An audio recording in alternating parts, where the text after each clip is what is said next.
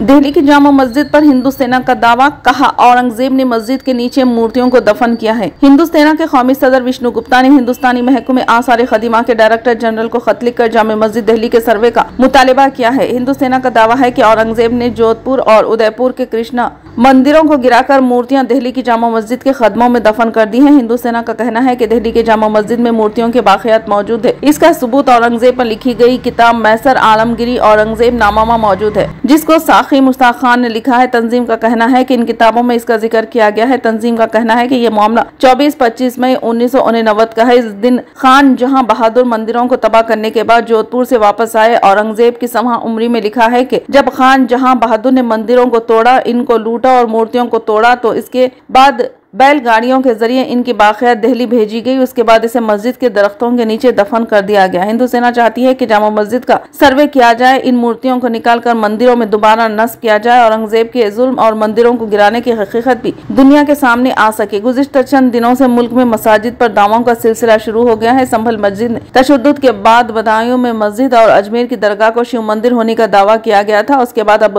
हिंदू सेना ने जामा मस्जिद पर दावा किया है।